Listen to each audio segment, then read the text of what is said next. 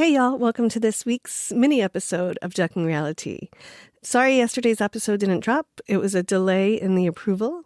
Listen, my ducks, I am talking to regular people about their stories and about things that they don't always share. And I am lucky enough that when they're here, they think and realize they're in a safe spot and sometimes forget that they're just chatting or that forget they're chatting not just with me, but with all of you, which is a huge compliment to myself. But that's one of the reasons why I always give someone who I sit down with the option to listen to their episode before it goes out, so that if there's anything in there that they are like, ooh, I wish I had said that different, or maybe I overshared on that spot or something like that, we can take it out. So I'm waiting on the approval from 3 different people for their episodes to drop. And so this week I thought I would just say hello and thank you for listening up to this point and kind of just go over why I started the podcast. I'm really excited about everything I'm doing. I'm loving to sit down and talk to so many different people because for as long as I can remember, I've been obsessed with people and their stories, and listening to them and listening to their stories has always been just my favorite part of any family event. I love post-dessert time when everyone's just sitting around the table, relaxed, full, satisfied, and then bullshitting and sharing stories and reliving tales and just enjoying each other's company. It's where I've learned so much about life. It really has led to my survival kit of getting through like grief and heartbreak and everything that's happening in the world, and knowing that joy is always possible, even in the hardest seasons. You know, I really think I got that lesson at a young age. I was 12 when my favorite person and superhero passed away. We literally watched her dying of cancer. And even in the darkest times, she would be cracking jokes and enjoying life and appreciating the time that she had left.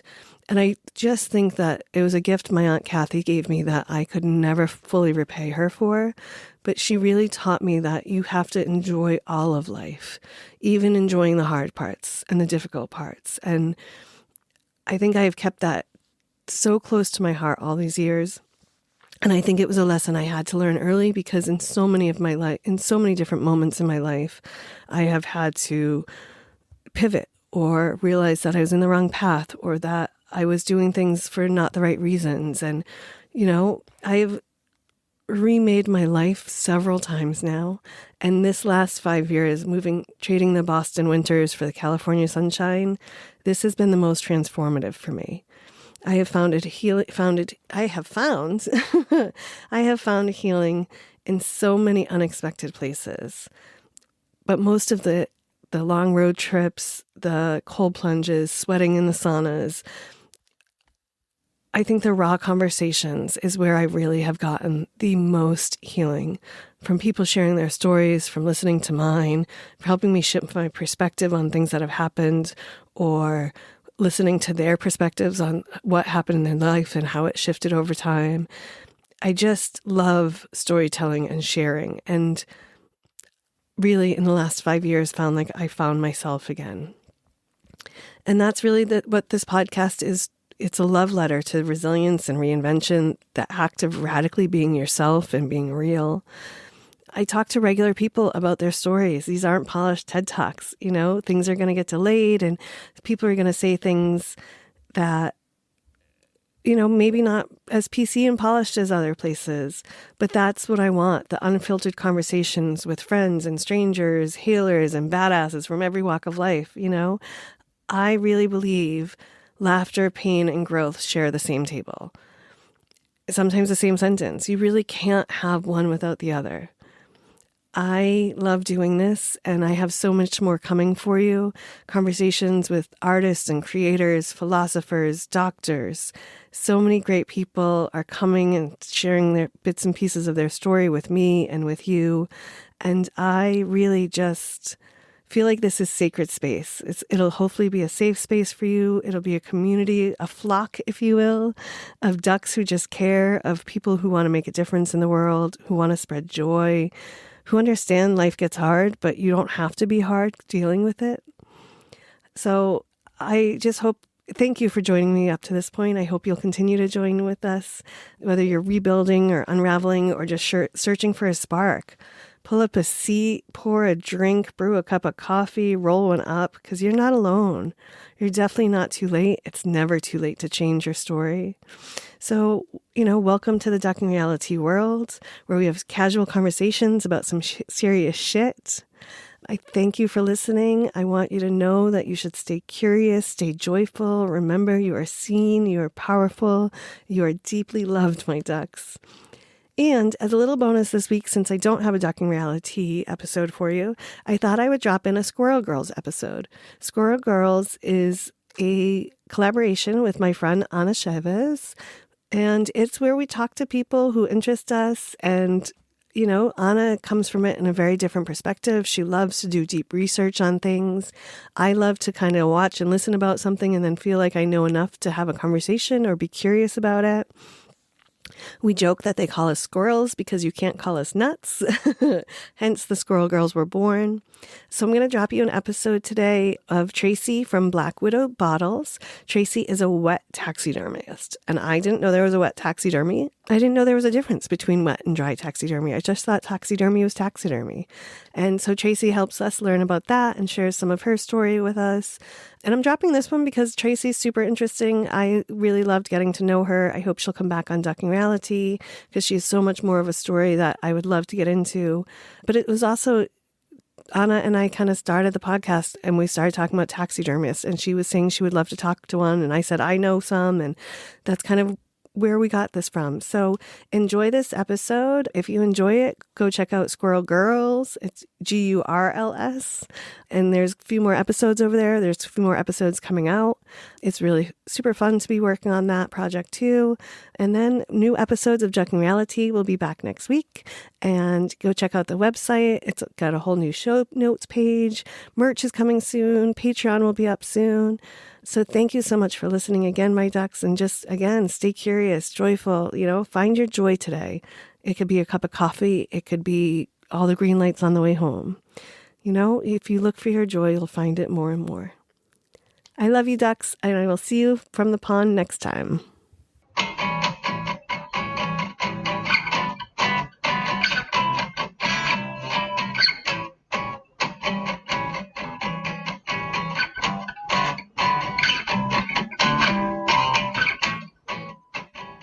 They call us squirrels because they can't call us nuts. Welcome to the Squirrel Girl podcast. This podcast is officially brought to you by the Fireside Lounge in Alameda. Food, drinks, and fun are served up daily at this West Alameda bar with rotating events, live DJs, music, and more. Check out everything on their website, thefiresidelounge.com. And we thank Sandy, the proprietor, for continuing to support us, who made this podcast happen, and who we love dearly. Hey, y'all. Welcome to Squirrel Girls. Welcome. We are so excited for this week's episode because in the tree with us was to satisfy Ana's urges. Yeah. And your curiosity. We got to speak to our new friend, Tracy, who is the owner and proprietor and artist of Black Widow Botttles. Yes. And what that is she's a taxidermist, but she's a wet specimen taxidermist. Yes. And I didn't even know what excuse me. I didn't even know that there was a difference between taxidermists. Neither did I. Yeah. No clue. And then it was so interesting because we kind of went all over the place with her because Mm-hmm. we wanted to know how she got her started, but then we wanted to know about it. And then there's so many things that she said that I'm like, wait, go back to that. Exactly. Thinking of other questions that I didn't think of before in my obsession. Yeah, and just to find out, like, she kind of got into it through, or she's always been a love of animals, and it was born out of such a beautiful place. Yes. And, the way that she goes through this with her intention and honor and respect. And when she was talking about one part of how I don't want to give too much away from the interview, but she was talking about, how she prepares the specimens. Yeah. And I was thinking it sounds just like a way someone prepares a body for a funeral. Yeah. Yeah. I was like, oh, it's such and the way she talks about it has such reverence that it made me respect what she does even more on a different level. Yeah, same here. And it is like she's giving them a little funeral. Yeah. A very honorable, their life didn't, now they're being appreciated on another level, Right. you know. Or that they're going to continue on in this world and like, continue on, like their birth and quick death has like a different purpose and meaning. Yeah, a beautiful legacy they're leaving behind. It's very fascinating, and I learned a lot, and I feel really good about having the taxidermy thing happen, because it's just been nagging at me for like a couple of years. Yeah. I love dead shit. Yeah, and unfortunately, we didn't ask her to bring any specimens. No. I really wanted to, because I kind of wanted to have the moment of her pulling out a snake in a bottle and have you jump out of your chair and probably run away. Yes, that would have been Right. embarrassing, but it would have made for good radio. Right. But we'll work up to that. At some point, I will probably do that to you. Yeah, I know. Don't bring in like a vivarium person. If I knew what that word meant, I would. Snake store, snake place. I did not know The that word. snake getting place. I mean, I figured it out with context because I'm not an idiot, but I don't know if I've ever heard that word before. It's a great word. It is a great word. Vivarium. Vivarium. I'm surprised it doesn't have a S in it, an S. That would be too corny. As was the joke. Well, we're squirrels. Yes. Yeah, they can't call us nuts. They call us squirrels. Yep, that's true. Well, some of us call us nuts. Yeah. But Self-calling is all right. Exactly. Self-diagnosis is different.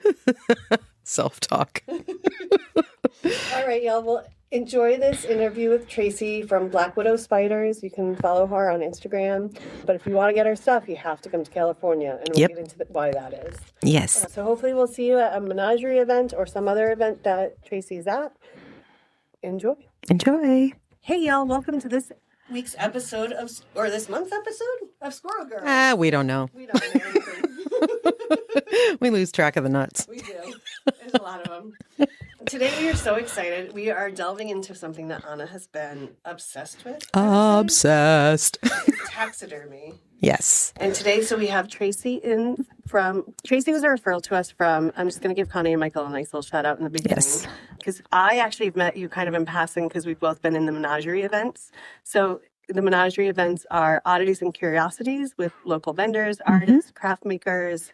And so I have seen a bunch of your stuff. So now to get to sit down and talk to you about some of it, especially with Ana's obsession of taxidermy, is super exciting. It is. So we welcome Tracy from Black Widow's Bottles. I'm going to get it wrong again. Fucking squirrels. It's Black Widow Bottles XX. See, it's just Black Widow. It's just Black Widow bottles. Yes. Like put a Black Widow in a bottle, and that's how I started my company.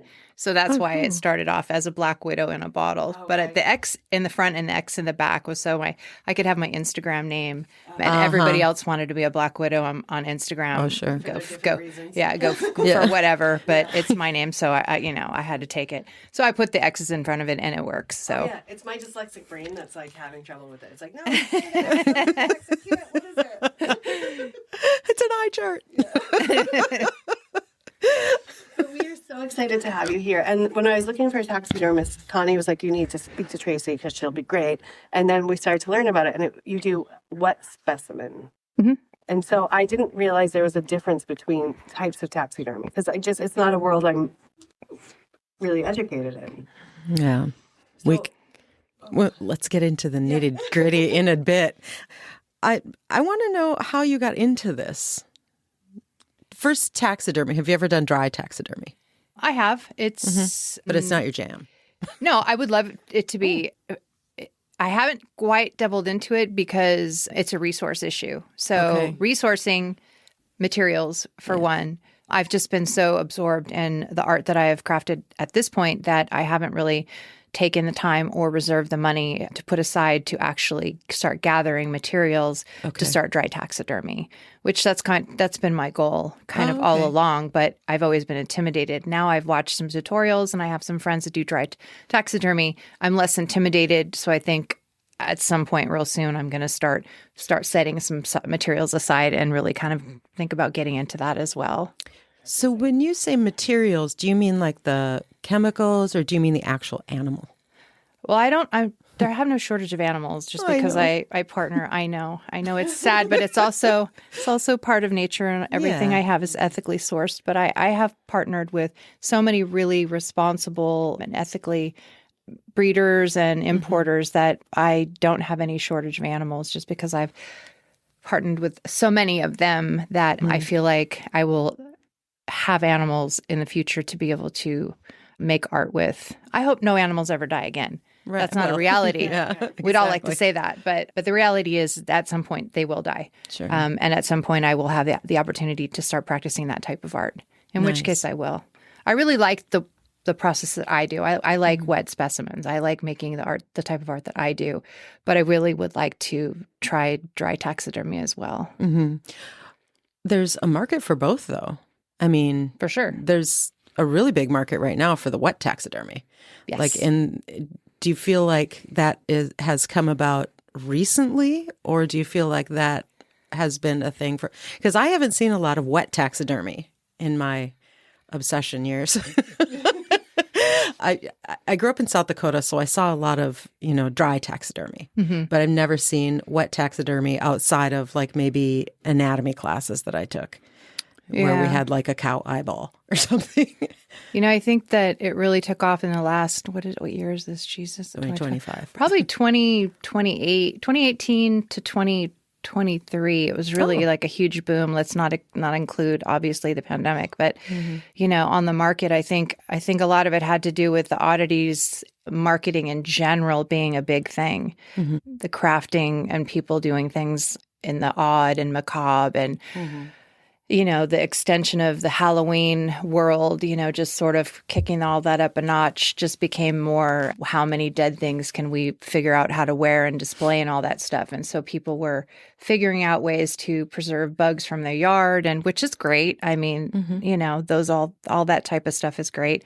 And then all of a sudden in coming some of the novice style wet specimens, and it just took off like wildfire.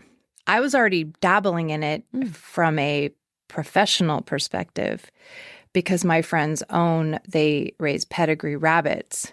Oh, and cute. She was losing some rabbits because she's raising them on a pretty, good volume. And she was losing some and they were in the freezer. And she was like, what can you do with these rabbits? Do you want to feed them to your snake? And I'm like, those are pedigree rabbits. My snakes can eat rats. I mean, rip for the rats, but They're not bougie. Like these are these are bougie ass rabbits. No, let me put these in a jar. So it just occurred to me that I could do something better or something more. I could display these for something more, and so I was like, well, just let me work on this. Let me do something different. And so I really wasn't paying attention to like the external part of what was going on, like out in the world. But before I knew it, I turned around and I had rabbits beautifully displayed in jars, and there were just wet specimens everywhere. Oh, wow. Like people were just like shoving mice and like everything. They were going to like the Asian markets and stuffing like octopus and like cutting off like octopus legs, and like it was just crazy. Like anything. There's Facebook groups called Into a Jar. There's cool. Into a Jar it goes. Just like, which is great. I mean, on one hand, creativity should never be stifled. Right. On the other hand, it's like, like where do you go from all of this, Yeah. And then you poses the people who are trying to do things and go rogue and not do it properly. And then, people are trying to learn how to do this craft that has been done through, science labs, and it's been done properly. And we've been doing the art of human preservation through, the proper chemicals and all this stuff. And then people are bypassing this stuff. And it's like, no, let's get back and let's try to, narrow this down and get this straight. Let's do it the right way. And so I think once people stopped like trying to go completely rogue, I think the market kind of said, all right, let's do it the right way. Right. And so I encourage people. I try to teach people. If I see they're doing it in a way where I think they can improve, I try to be delicate, which is really hard for me. Being delicate is really hard. But I'm like, I love what you did there. How did you do that? Oh, okay. I see that. How can I help you? Right. I try not to make them feel bad. I try not to, make them feel like they can't accomplish that. I offer my assistance, call me. Support. send me messages, because I want them to feel like they can succeed. Right. So you're kind of a mentor to people who are, do people seek you out to be a mentor, or do you just open up? Yeah. And did you learn from a mentor, or did you take classes? How did you into it? I'm self-taught, but I did have some situations where I really do think I needed some extra help. I needed more professional advice. So I went and I found some blogs, some really old blogs, and on bone cleaning. And from those bone cleaning blogs, I actually found some blogs on wet preservation. Okay. And so I just started reading all of these blogs, and some of them are 10-year-old blogs. And I just self-taught and read all I could. And, my first batch of wet specimens were probably really fucked up. I'm really not going to lie. Do you still have them? I have a few of my own. And if you're out there and you bought them from me, please find me on Instagram. I'm happy to replace them. No, I realized later on, I'm like, how is it that I'm doing it like this now? And I know for sure I didn't do it like that then. So, I just know that I had to get better, right. Yeah. So should we get into the nitty gritty of the process?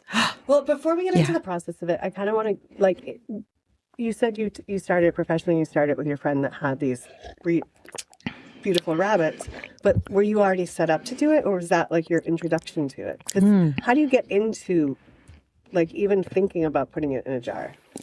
That's a really good question. Well, I've been a weird kid my whole life. That's pretty much. I grew up in a household where we always had animals, and death was never shunned upon. My parents, my mom was busy, and my stepdad didn't have very much respect for animals, so it wasn't uncommon for us to experience, life not being as precious as it should have been. Mm-hmm. And so, we experienced dealing with animals not being treated well and having to manage them and the emotion around them dying and dealing with their death at a young age. And so, my goal was to be a vet as a child. Oh. I wanted to be a vet. But growing up in, in a dysfunctional house where really your goal for the day was just to make it through the day, being a vet was really kind of, just sort of hopeful thinking. But I always still never stopped loving animals. It was always my thing. I would take my lunch money and I would go to the pet store and I would buy feeder mice and hide them as a pet. Oh, cute. And I would keep them in a little shoebox at my house. And so my whole thing with animals was always just a thing. And so I was obsessed with having them and then finding skulls and just the whole, anything that had to do with honoring animals and pets and keeping them and, but never harming them, doing them no harm whatsoever, protecting them, sheltering them, and honoring them. And I think as I got older, I started to specifically start looking for things in the wilderness, like bones, feathers, things like that. And it just sort of sparked my thinking process of, how can we honor and respect animals, and what can we do, and how can we, what's the proper way to display them without, doing it respectfully, without, I don't know how to explain it, without trophy, making them a trophy and losing the honorable portion of it, And so I just sort of, that has always been my thing since I was a kid. Even I would pick up roadkill and, clean it and try to do my best. And now I'm super familiar with roadkill laws. Now I keep up with, Department of Fish and Wildlife, and because now I know you can't pick up roadkill. I mean, that's another side conversation. But just as I evolved as a person and as an artist, these are things that, I just grew into because that's how much I cared. I think that the rabbits being on display were just an extension of what I had already always done. I had a cabinet full of skulls that I had been collecting, rabbit skulls that I'd found out in the wilderness. I'd found some skulls that, deer skulls, things that, I just brought home, and sheds and horns and things like that. I just, most teenagers and young kids were probably just like, don't you want dolls? And I'm like, well, yeah, sure. But I like these too. Right. I like dolls, but I also like these, and I also like my bike, and I also like my living dog and my cat. And I just want all the animals, like dead and alive. So it was just natural. I never shied away from doing this. It never, except when I was in 8th grade and they wanted me to dissect a frog. Oh, I hated that. And I said no, and I cried. Yeah. Interesting. And I would not dissect the frog. And they wanted me to cut him open. Right. Yeah. And I was really upset and I was really insulted that they wanted us as a classroom to dissect these frogs just laying there. And I was so upset that that's how they were treating them, like these little baggies of green flesh. Like, you just don't even care that they're. And I was so upset by that to this day I still feel like this like animosity towards the process that they went through. Like, they could have done it so differently. Right. And I feel like they just lost the whole honor of, Yeah. But here I am this many years later putting things in jars. But my process is so different. This is how I reflect on how I do this. I literally put them in a bath and I wash them. And then I put them in clean water and then I lay them on a towel and then I dry them and then I inject them and then I soak them after I articulate them and then I move forward. That's my process. So I just felt like that taught me right there.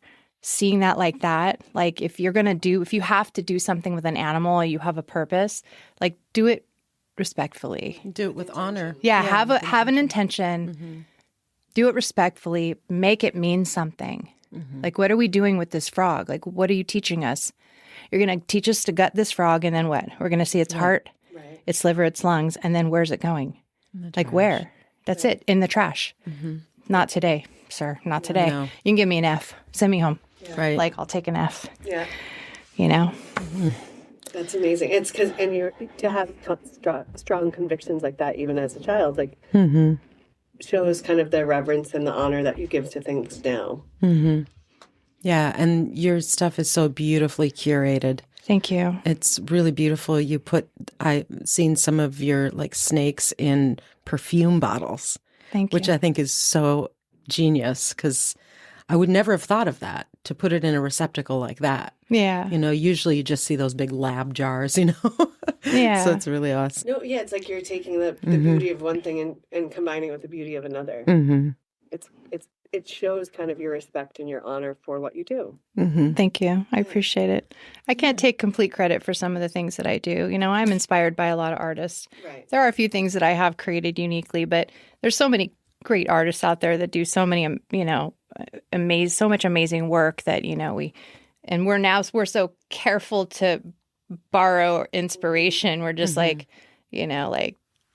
don't copy me. Don't copy me. Right. So it's good that we're extra careful, that we really want to leave people their entrepreneurial, creations. But at the same time, it's so hard because I'm like, bitch, that's cute. Right. That's cute. That's cute. So many jars, and you want to upcycle things. And you want to, recycle. So many jars. You are like, Yeah. I mean, especially if you want to recycle and not like go out and create like a whole new jar system. Like, Right. Why not use the jars that already exist and to repurpose those in Yeah. a full, meaningful way? Yeah. So you're not only saving the specimen, you're saving the earth. Right. Yeah, for sure. Yeah, absolutely. I was going to ask you about part of the process that you were just talking about. You bathe them, you put them in clean water, you dry them, and then you said you inject them. What do you inject them with? I use a 10% buffered formalin. It's a lower grade of formaldehyde. Okay. Yeah, I don't think that they use formaldehyde anymore with even human specimens. I'm not sure, but I do believe they use some grade of it. a grade of formaldehyde. Yeah. Yeah. Okay. Oh, you mean like when they embalm a person, they don't use formaldehyde? No, when they preserve them. When I was in anatomy class in nursing school, we did, like I told you, we would have to go into a lab and there were body parts all over the place, but it didn't smell like that old formaldehyde smell like we had in high school to, dissect the frogs and the cats and all that. It didn't smell the same. So it felt like there was a different process or something. There's levels, percentages of how strong it is. And so it's probably just a lower classroom grade, where you can actually not die while you're trying to learn something. We're trying to learn something. Probably. How do you get the chemicals? Like, are they easy to buy? Do you just buy them like right on like Amazon. And I don't want to promote Amazon, especially right now. But Right. Yeah, fuck Amazon. But Yeah. you could. Right. You could. I actually I like to think a little bit outside of the Amazon box. And if they sell it on Amazon, they probably sell it out of their own store. Oh, yeah, that's always true. So if it's on Amazon, what store out of Amazon is selling it, go directly to that website.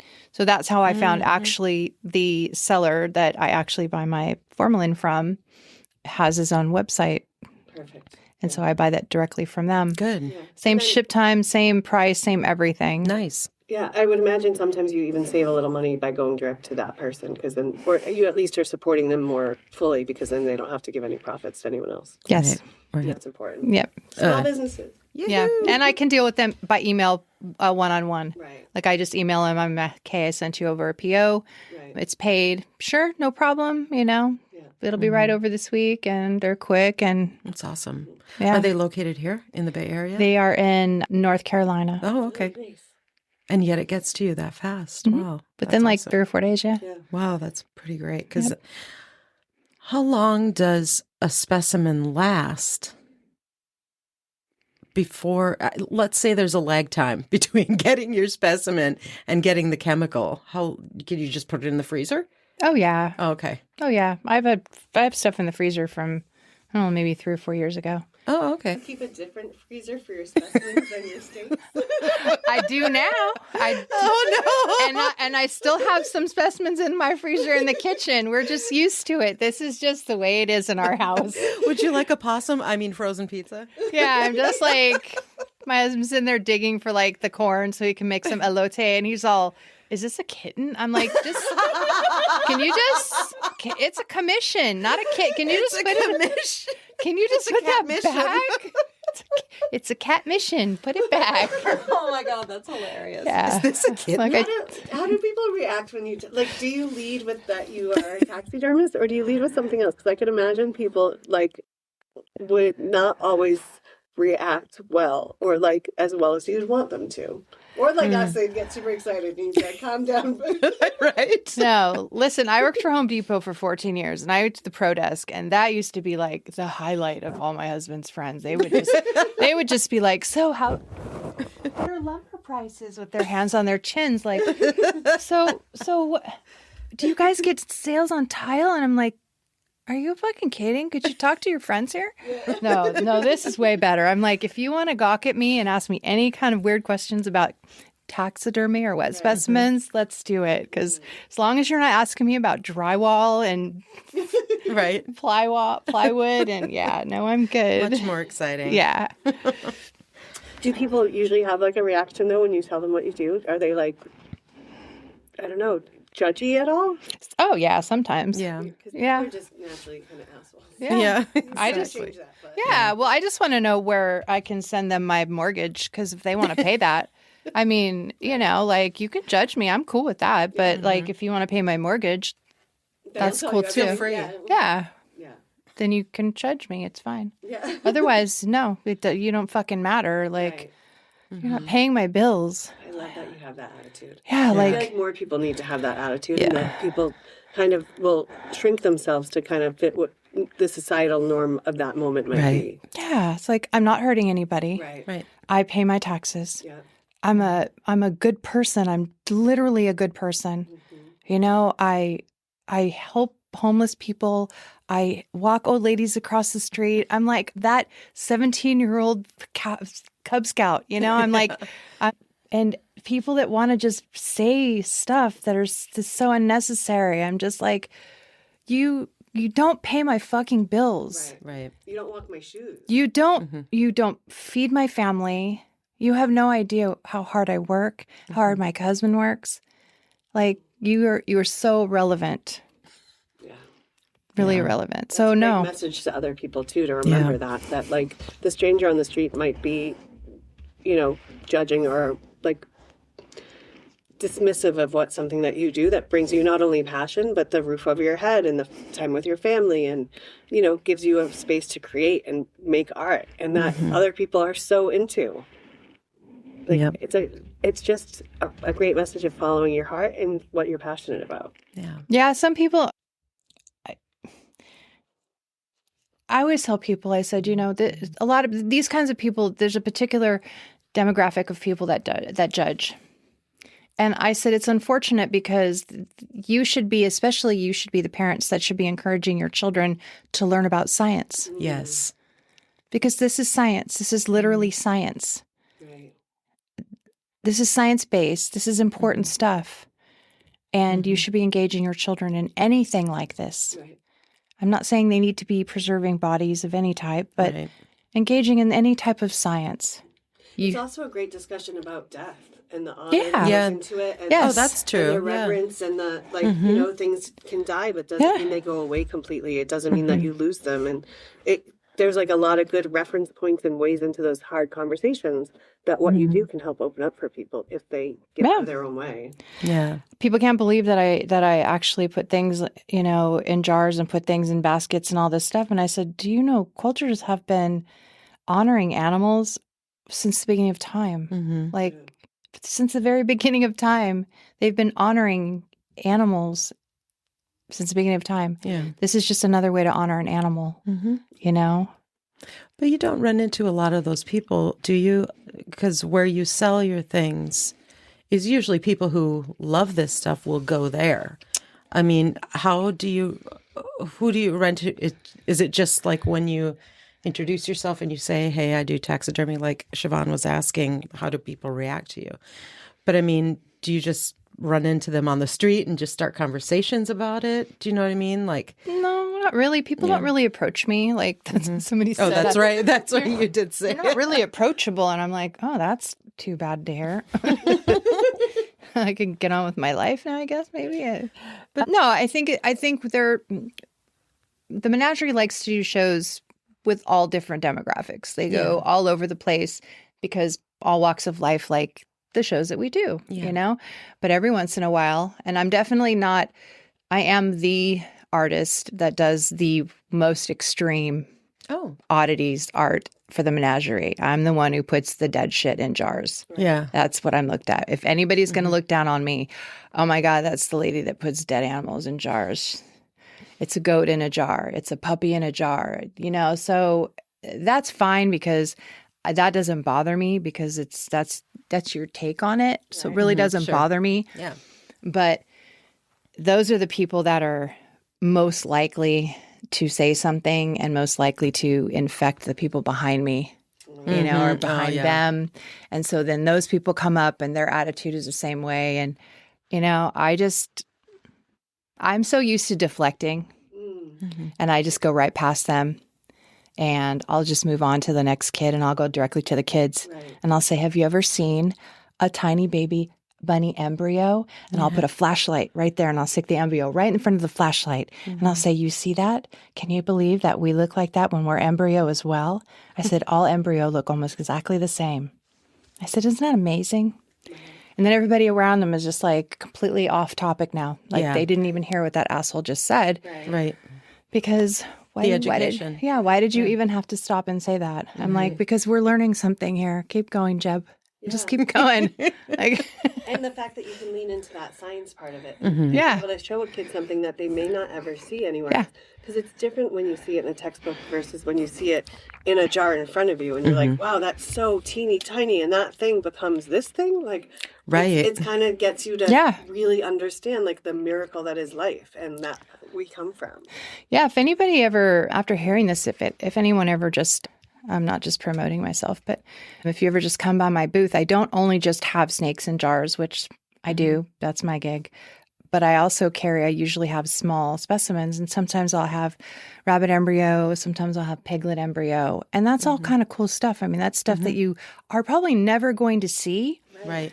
And hold in your hand and be able to look under a light. And I mean, maybe it's weird to some people, and that's okay. You don't have to stop and look at it. Right. But this might be your one opportunity or your child's one opportunity to look at a fetal kitten. Yeah. Like, what is a fetal kitten? And then let's have this open dialogue about spay and neutering your animals, because that's where I get my kittens from. I support a trap and spay, and release program. Okay. And they go out there and they trap these kittens and cats. They bring them in, spay them, and they release them back into the wild. They're feral. Right. Sometimes the kittens that are out there are sick and they don't make it. They have to come back and be euthanized. I get those kittens. Okay. And I preserve them and put them in jars. Right. So I pay for those kittens. They take that money that I pay them and they use it to go trap more kittens and continue the program. So these are the dialogues that I have with people. So it's important, you know, you come up and you're like, is that a kitten? I'm like, it is. It absolutely is. Yeah. But let's talk. Where'd you get that kitten? Yeah. I'm like, but let's talk about spay and neutering your cats and your dogs even, you know, like this is important stuff. Yeah. You know, we're learning and we're teaching here. Yeah, and I think sometimes that gets lost in it. Like that's what art is. Art is supposed to be learning and teaching and growing your perspectives on life and your understanding of it. And so when people kind of dismiss it, it's like, you're the problem in our world. Like if more people could see this and expose it and learn from it, the better we'll all be. Yeah, for sure. Art is what I think. Art conversations and experiences are the only things I think that change people. And so, like, your art is something that changes a kid. Like, you could be talking to a kid and explain it that this is an embryo, and that kid then goes into the science of something or biology, or, like, you know, that's the kid that could be finding the next cure for something or treatment or just... Or like, want to go to vet school. Or being like, oh, wow, this is amazing. Like, animals are so cool. And then goes, like, you're helping to open up their whole world with a thing in a jar. Yeah. I mean, like you were saying, you know, when's the next time you're going to see this? Will you ever see it again? Right. So, you know, grab that opportunity. And yeah, you have to say it to the parents too, I suppose. But they probably start to learn once the kids get excited. I make it interactive too. Yeah. I don't push people. I'm like, you don't have to buy this, I promise. Yeah. Right. I'm like, just take the jar. And I said, go outside into the sun. And I'm like, look up in, not at the sun, obviously. Don't do that. But, you know, we know who does that. But, like, look where you can see at what you're looking at and really, like, experience what you're looking at. And they come back and they're in such awe. Oh, and I'm like, I don't pressure them. I really want people to just be so excited about what they just looked at. Right. I'm excited about what I just looked at. Yeah. Dude, like, I literally just had it thought out and like had it in my hand and washed it and like injected it and like got to, you know, like make it special and magical and then put it on something to show other people. And it was like special. So I really just wanted other people to, you know, experience that as well. Like that's a really big deal to me. I'm not getting fucking rich off this, what I'm doing. Right. I'm really not. I'm really not. If I was, I wouldn't be here. I'd be in the mountains somewhere, living up there somewhere, just doing something different. But, you know, like I just want people to experience these things that are really magical. Yeah, like I saw on your Instagram page, there was a baby goat. And I thought that baby goat was so precious. The way it just looked like it was sleeping, you know, because it's so beautifully preserved, you know, all the colors, you know, sometimes with really bad taxidermy. Have you seen those memes? Like bad taxidermy? Oh, God, those are so horrifying. But for instance, the baby, I couldn't stop looking at that one. She was cute. She was so cute. Yeah, she's super cute. Yeah. Those are my same friends who have the pedigree rabbits. They actually raise dwarf Nigerian goats and dwarf Nubian goats, and they sell them for milk. The people who purchase them, those are milk goats. So those people, they milk them and make cheese, their cheese milk. So but they notoriously don't tolerate bad weather.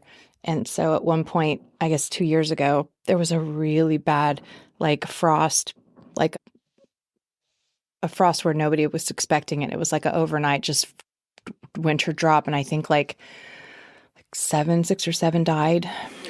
Yeah. And then the moms were in the middle of delivering and it was just a really bad winter. I ended up with, I think it was 17 goats. Oh my goodness. Yeah. It was terrible. So I had a lot of beautiful little Nigerian and Nubian goats. And that would have just been like a tragedy if they hadn't been there, because they would have just been destroyed and kind of forgotten about. Yeah. But in this way, they're still kind of honored and cherished. Like, it's really beautiful what you do. Thank you. I really, and to, when you actually think about it, it's like, I kind of get a little teary-eyed. Yeah, I know, right? Yeah. Yeah. No, you have no idea. I mean, people probably, I don't know what people think. I can't even imagine what people think. Like, every first animal I've ever done, I have just lost my shit. Like the first time I ever did a little teacup pig, I just lost my shit. I was just like, I can't believe this pig is so fucking small. Like, it was so small and it was so cute. And there was 5 of them that I got, and the mom was new. And the story is so tragic that she was a new piglet. She had her babies here, and she went to drag them over to the hay bale, and she got them through the mud, and she couldn't get them out of the mud. Oh my God. And so all 5 babies were lost in the mud. I know, it's wrenching. And so when I got them, I paid for them all the way from Florida to be shipped all the way out here, mostly because my heart was breaking into a billion pieces and I had to have them so I could make sure that they were honored properly. So I made no money fixing them and selling them. There's no way, because I paid from shipping from Florida. This is just how my heart bleeds for shit like this. So I get these goats out here. They're so stinking tiny. They're just there's just these little pink piglets, and they're just mud in every orifice. No. Just horrible, right? And I'm dying. Oh, I did lose it. I'm just bawling my eyes out, crying. But this is the labor of love this is what I do and why I do it, because I probably like to torture myself because I have something wrong with me.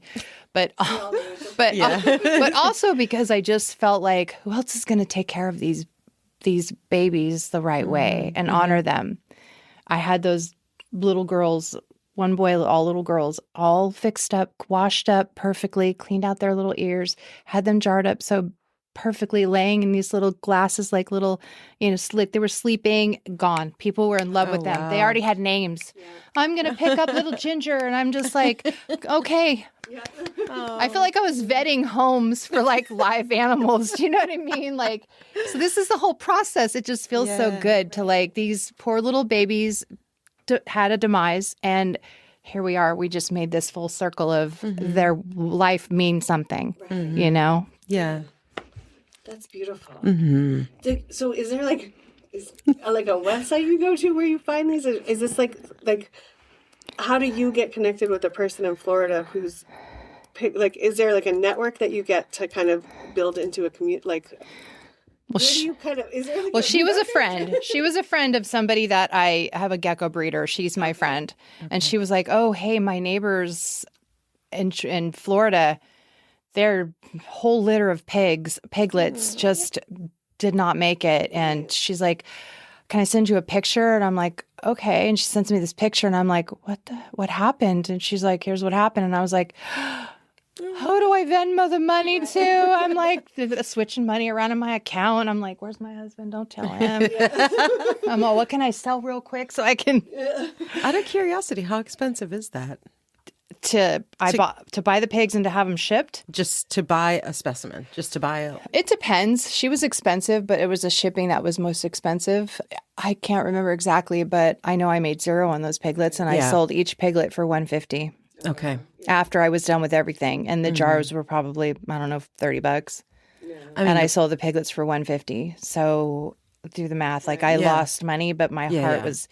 I felt like my heart was just bleeding. Yeah. And I'm trying to do all these things. Like, your heart's so big and you're doing all these things right, but you're literally not making any money, and I'm doing all this work, and I'm thinking to myself, I have to do this for some money. Right. Like this is my job technically. This is a job I have, and I just can't. I'm just like, I made an executive decision to just not make shit. Right. The plight of the artist.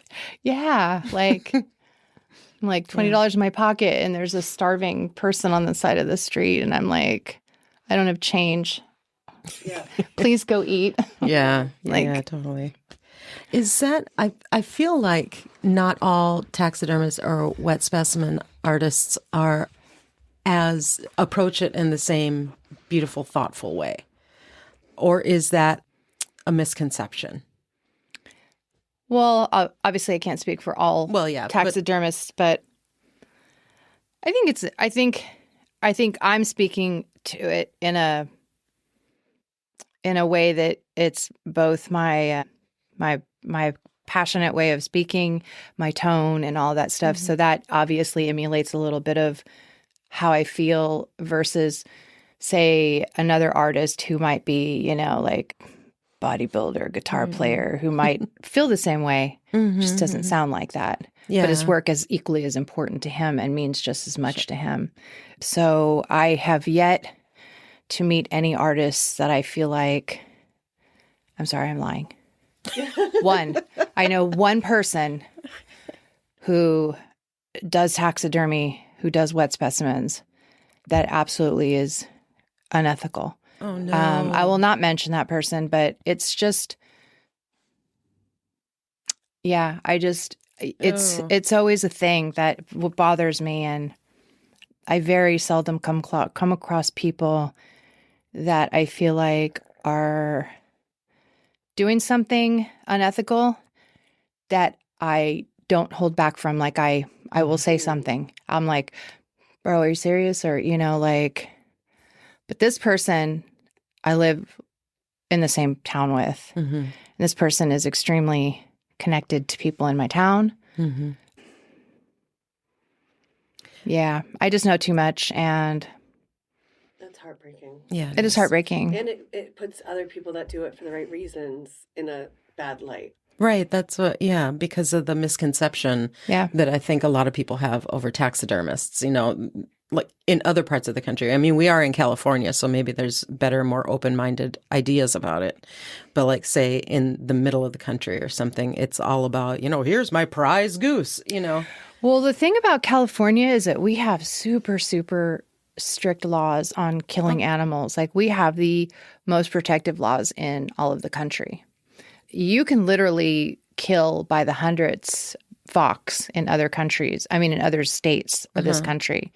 Like the Midwest, fox, raccoon. We can't do that here. They're fur-bearing. And then foxes are protected here.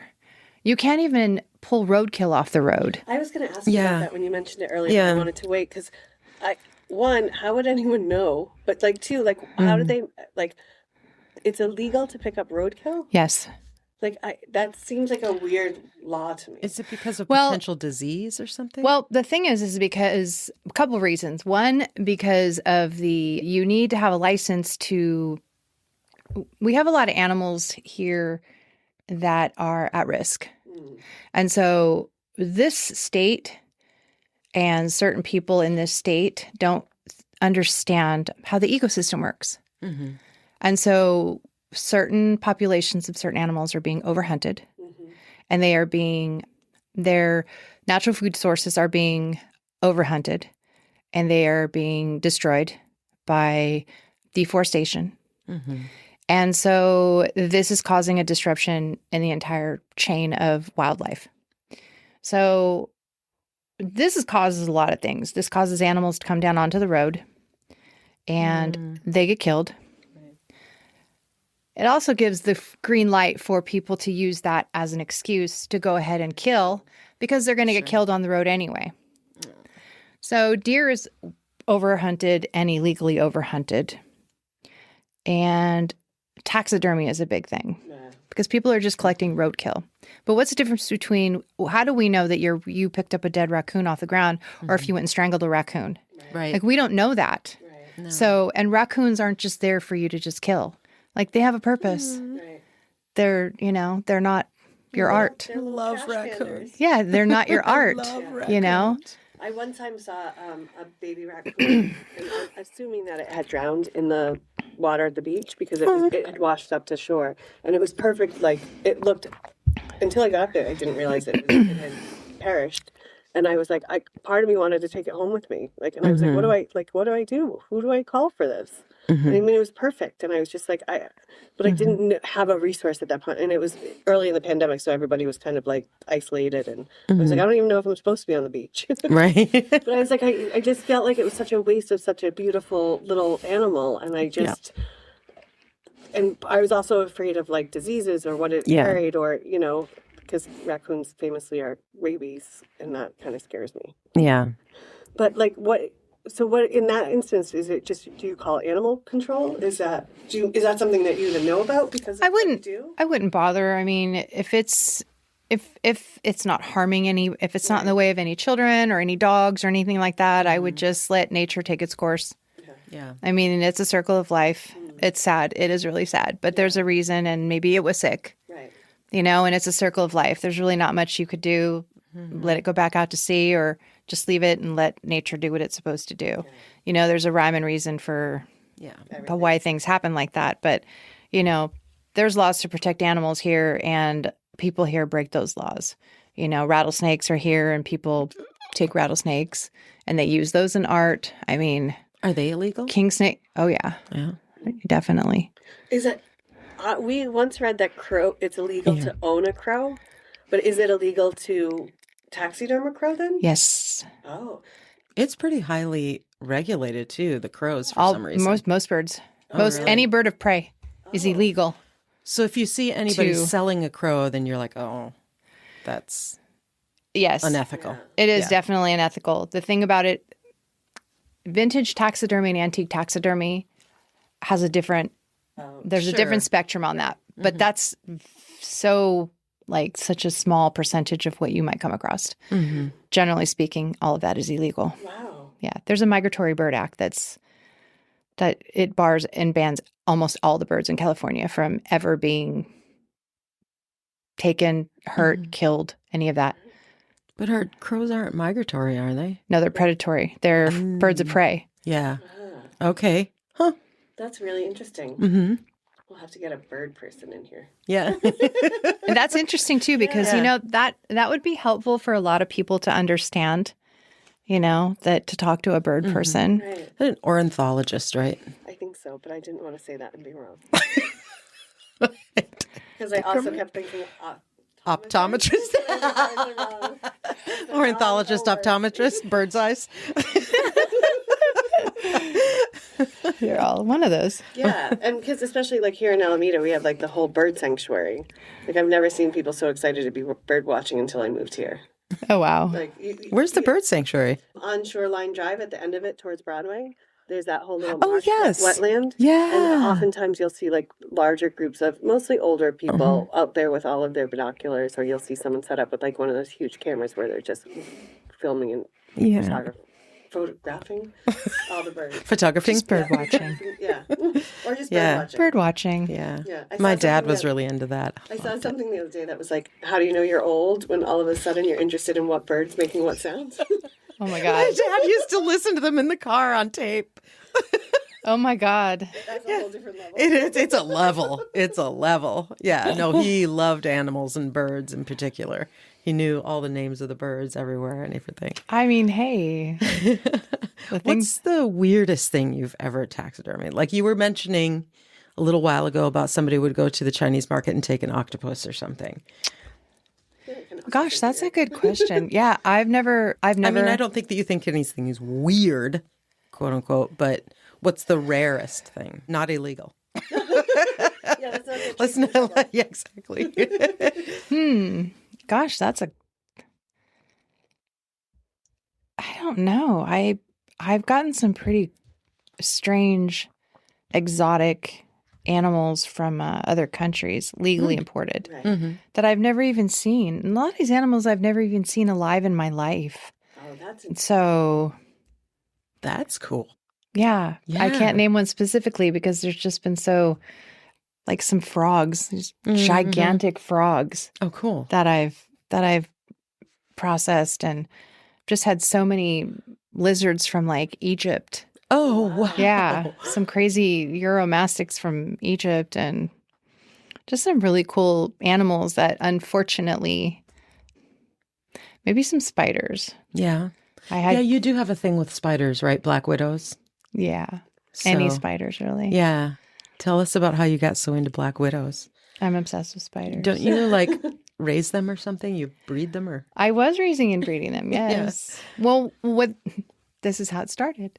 My mom was a jewelry vendor, and she needed some help. When she retired, she was making all this beaded jewelry. And I was like, you should retire and, vend and all this shit. And she was like, what a great idea. You should help me. So yeah, here I am recruited, and I'm doing all this work with her, and I'm fucking bored stiff because I'm not a bead embroidery person, and she tries to make me do that. And so I'm over here just trying to fiddle with whatever I can find myself doing. And here mouse. Spiders and shit. And so I come up with this. I find this dead black widow and I put it in a jar. And I floated in this like hand sanitizer. Mm-hmm. And people just lost their fucking minds. They were just like, can you make me one of those? Oh, wow. And I'm like, yeah, Sure. I can make that. And I was charging like ridiculously low prices because I really actually didn't know what I was like, yeah, okay, sure. Yeah, no problem. Right. And then Constance was like, what are you charging? And I'm like, I don't like $40. She's like, No. stop that. Stop that. You need to double that price. Yeah, I mean, she she's like, knows "Are you the market for crazy? Are you crazy? So that's pretty much what started that. And then I couldn't keep up because, you know, how many dead black widows can you actually find? And I wasn't going to go kill them. I was looking for, you know, because I've had black widow, I've had tarantulas and other spiders my whole life, you know, like since I was a kid. So I didn't want to just go out and, you know, kill spiders. So here I am trying to hustle like the Orkin guy. And I'm like, hey. I love that. I'm not going to her house again. I'm like, so what you got in that vacuum? here's some money for some spiders. Yeah, so I'm hustling the Orkin guy. I'm like, I'll make your mom a special, you know, bottle if you just hustle. I'll pay you $5 a spider. You know, just all this wild stuff. I love the idea of you just like following an Orkin guy. And Right. Like, you mind if I just pick things up behind you? Yeah, so it's too bad you can't see on here, but that's one that I made that. Oh, wow. So let me describe it for people. They can go to your Black Widow Bottle X on Instagram, and you will see this really beautiful spider suspended in a phenomenally great perfume bottle.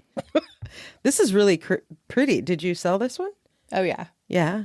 The minute I posted it, beautiful. was sold. Is that one of your first ones? No. Oh, okay. I love because this. that looks very advanced. Like, Yeah. Mm-hmm. I'll show you one of my old ones. Yeah. They were still nice. Oh, I'm They sure. were they were still nice. And we can put pictures up on our website too to go with them. Yeah, they were. We'll link you in for the show notes. And there's even links of me actually articulating spiders in 2 bottles, which is really actually a lot of work. I would think so because they're so delicate. Like I would imagine trying to articulate them and put them in different positions. You have to be really like delicate because they're use like a tweezer. Little animals. So I got this brainstorm. I was like, you know what I need to do? I just need to raise my own black widows. That's what I need to do. I'm not afraid of black widows. I'm not afraid of spiders. And I was like, let me just raise my own black widows and I'll just do this. So that's what I did. I started raising my own black widows. And oh my gosh. Okay, she's showing me a video of a bunch of black widows. Ana is very afraid of spiders. And I'm not snakes. super afraid of spiders, but so those are all my babies. So it's the snake issue that I have. So my first These are actually kind of cute. My first black widows came wild caught, and they were pregnant.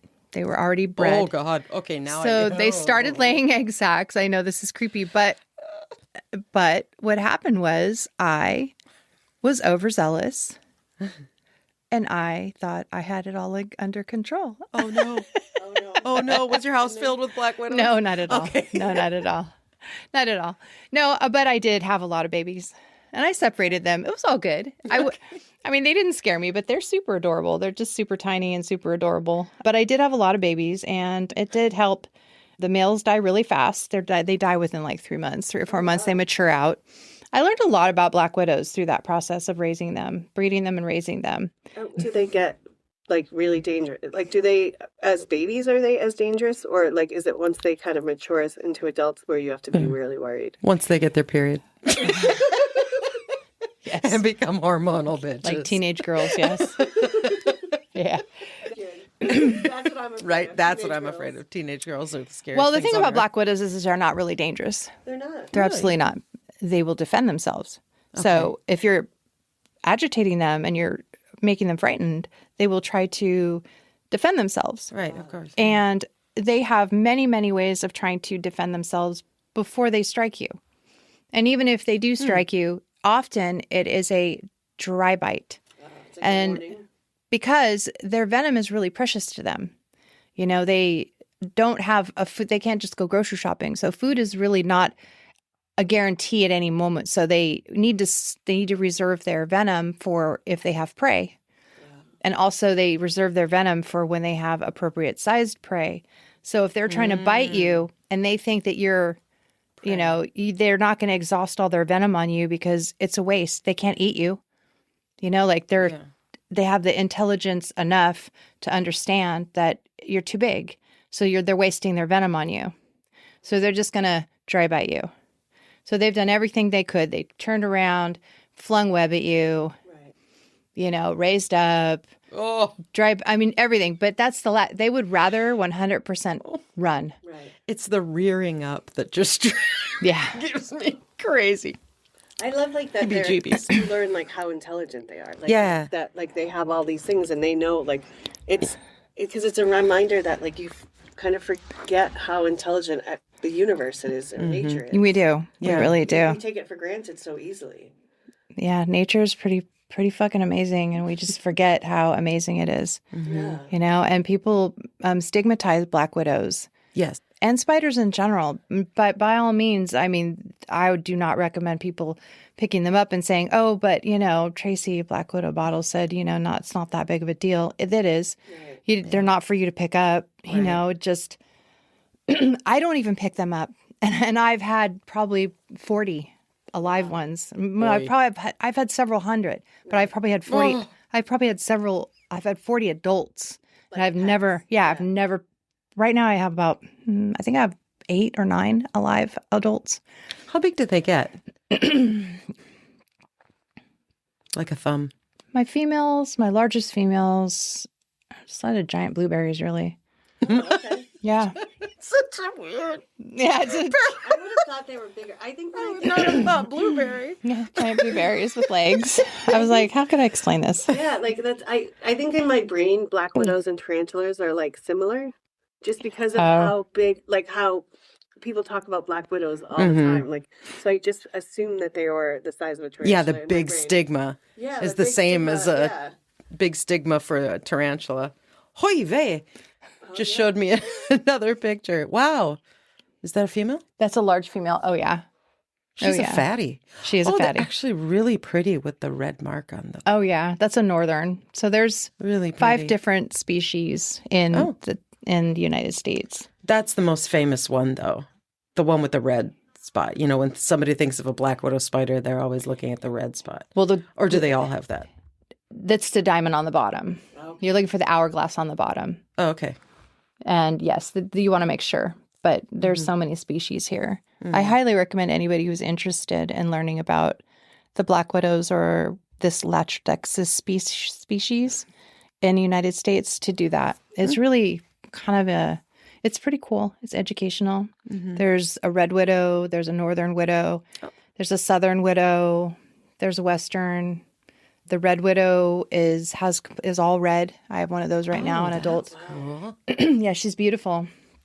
All red abdomen, red legs, and they're endangered. They live only in the scrublands of Florida. That's the only place you'll find them. So nature's pretty cool. Those are interesting. Yeah.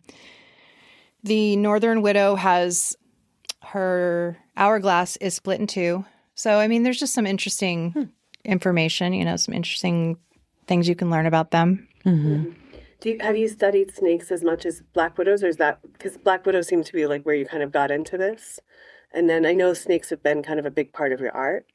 Yeah. So are you trying to turn this to me seeing a picture of a snake? No, not at all, actually. I'm joking. I thought of it, but I was trying to be nice. I know very little about snakes, honestly. Just the ones I have, and then I still sort of outsource to people that I know or people I get the snakes from for that information because I'm still not real savvy on the difference. There's just so many snakes and so many, especially when they start, you know, breeding them, you know, and giving them special breeds, and it gets so much. Yeah, I imagine there's a lot to like kind of wrap your hands around. So I'll wrap my hands around this part, but not that part.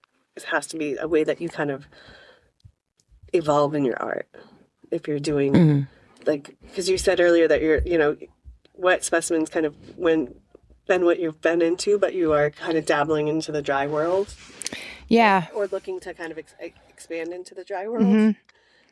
so that's almost like too much to learn. Yeah. I can imagine because then, like, is it easy to articulate them when you're kind of, is it different for each specimen, or is it kind of a similar process to like injecting them and setting them into their positions? For snakes? Yeah, or for any of them, I guess. For any of them, I mean, they're like flexible at first, and then they get harder. They are. They're flexible at first. They're just like soft, like some of them are even squishy just from being unalived, not from being dead for a while or whatever. And then the formalin itself, it changes the DNA itself. And so it hardens up and it keeps everything from decomposing. Okay. So that's why I don't process in one container and then trying to shove it into a different container for sale. Yeah. I actually inject it and then put it in the container that I want it to stay in permanently. And then I'll soak it inside that container with formalin so that it stays in there permanently. So when people say, can I take it out of here? And I'm like, you could break the bottle and get it out because right now it's stiff in there and you probably won't be able to just pull it out. Right. But that's the point, Right. Yeah. Well, why would people want to break it apart? I don't know. Want to break the art. Some people want the animal, but they want a different container. And I'm like, okay. But you probably should be careful if you're going to break the container. Right. Yeah. Is there like a certain upkeep that people have to do with like the formalin just stays clear and everything, right? So that they're, like I'm thinking, does it get cloudy? Does it get, moldy or anything like that? Okay. So the formalin itself it's the preservative and I inject the animal thoroughly. So I'll inject it thoroughly. I over inject. Sometimes I re-inject like to form the animal. Sometimes I get them and they're looking a little bit, if they might die because they were malnourished or maybe they weren't feeling well, they didn't eat, I'll inject them until they actually like fill back up until they look like a normal, healthy animal again. Okay. So all of that will just firm the animal right up and make them look normal again. Then I'll get them in a jar and I'll put the formalin in with them and soak them. And then once they've soaked long enough, usually depending on the animal, 2 weeks to 8 weeks, I like to over soak because I like them to feel like rubber. Okay. Because I don't ever want any kind of like discoloration or decomp or anything like that.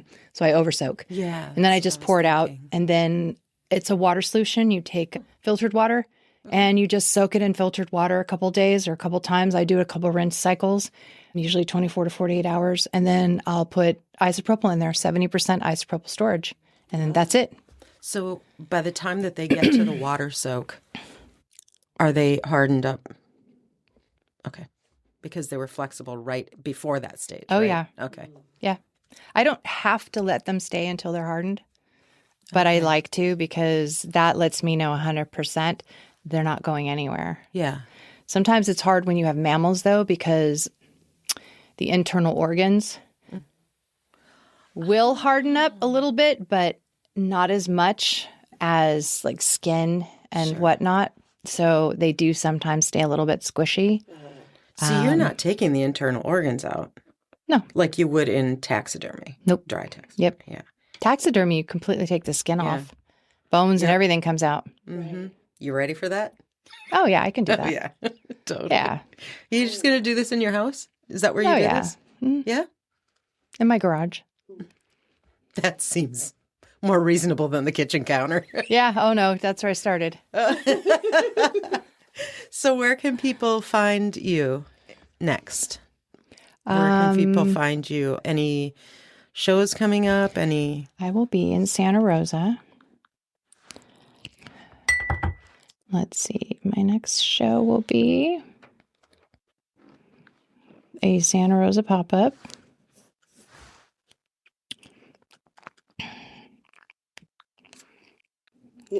I was going to say you'll also be at World Goth Day, but that's not till May, right? I will not be there. Oh. I know, right? Oh, bummer. I know I won't be there. All right, I'll cut that part out. Yep. That's nope, I will be at Shady Oaks. Oh, all right. On September 5th in Santa Rosa. I love Shady Oaks. Have you been there? I don't think I have been. Oh, man, it's so like low key. Yeah. I never, ever, ever have a bad time there. Nice. Amazing. I'll have to look for that. Yeah, it's a nice little Shady Oaks brewery, and it's just low key. It's chill. Yeah. Nice. Great little coffee shop around the corner. I always have the same people that I have regular customers. That's amazing. Oh, really? Yeah, I have a super low count on my Instagram, which I have never driven numbers like that. I just don't get it. Like, I have a hard time with this whole, like, dedicate your whole life to making some numbers go up, which doesn't guarantee anything. Right. I'm like, I don't know. I just don't get it. But I have repeat customers. So I have people that actually have collections of my stuff in their house, like literal, like mantle size collections of stuff. It's crazy. It's so wild to me. But Santa Rosa is another location where people will come and collect pieces that they always do every time I see, and I go to Santa Rosa. So I will be there, and hopefully people can come see me there. Yeah, Just check out some stuff. You can always check out your website, right? Because you will ship. I don't ship. Nope. No. Nope. I know. You really do find a home for. You really are vetting homes for your. I really am vetting homes for my heart. I really, nothing. I really am vetting homes. Actually, yeah. There's a couple reasons why I don't ship. One, I'm terrified of my one-of-a-kind pieces being broken and lost. Yes. I really fucking hate the USPS. And they don't care about you, and literally they don't care. And I would be heartbroken because I put so much love into my animals. I would be devastated if one of my animals were lost, just floating around somewhere, dying, like in some box or in some, just dying. I would be devastated. So for that, I have to tell people I'm sorry. But I will tell them that here's where I'll be, Are there any strict laws about shipping wet taxidermy or wet specimens? No? I would ship with no alcohol. It's It's fully processed, so it could go probably 24, 48 hours with nothing. Just, I would just vacuum seal the container with nothing. And it would be totally fine. It'd be like a do-it-yourself, pour the alcohol in. Yep. DIY. Yep. Comes. You could have a whole little side business of just that. That's what people do. They say, well, you can give the specimen, but you have to fill up with your own alcohol. Right. Yeah, definitely. That would be the one thing. The other thing too is that if I sell to locals, then I can provide the service that I already provide of if your specimen, if I sell you a specimen and it doesn't look to your standards or my standards, bring it to me and I'll fix it. Right. If I sell it to you and you're in Indiana or, Arizona or whatever, I can't fix you. I can't help you. Yeah. You can't control what happens to it in the shipping process. And that makes complete sense on why you want to ship it. Exactly. Yeah. So everyone just has to come to California to see you. Yeah. They do. Yeah. It's a good reason to come. Yep. Yeah. Yep. All right. Well, thank you so much for sitting down with us. Thank you. So interesting. Yeah, it's amazing. And I hope people come out to see you at Shady Oaks, and we'll post if there are any more shows that come up that you're going to be at. We'll link to all of that. And if anyone has any questions, reach out to us, hit us on the DMs, and we'll connect you with Tracy and the Black Widow spiders. No, Black Widow bottles. You got it. I did. Black Widow Bottles. That's amazing. Black Widow bottles. It's such a cool name, too. It is. Thank you. And I like that it's for the spiders and not for some slang on some woman that's Right. It's actually for the actual spiders. The actual spiders. Yeah. And I wanted to say that I really admire your approach to the animals and to the respect that you have for them. Thank you. I appreciate that. Thank you. Very ladies, nice for having talking me. to you. Yeah, you Thank too. you so much. Y'all, wasn't that fascinating? Holy smokes. Yeah, it was amazing. Taxidermy. And in the middle of it, she started showing videos, which was phenomenal. And I wish that you guys could see this, but maybe we'll post pictures too. We'll certainly put a link to her Instagram. And we can throw up the pictures that she showed us in the video of all the baby spiders crawling around.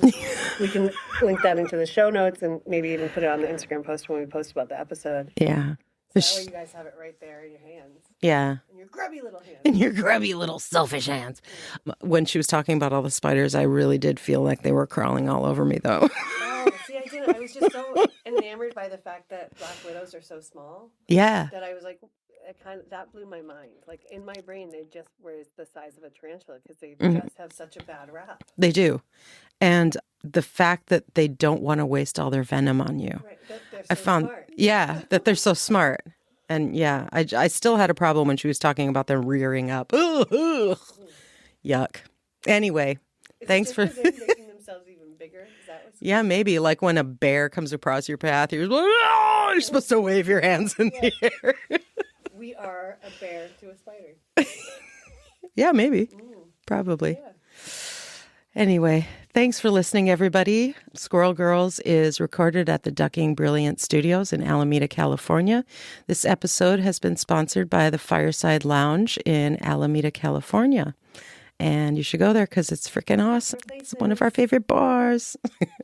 Thanks for joining. See you next time. Yeah, remember to like, follow, and subscribe, and we'll see you in the treehouse. See you in the tree. Done, yay. There you go. Yes. Thanks. Talk to you guys later. Bye. Bye.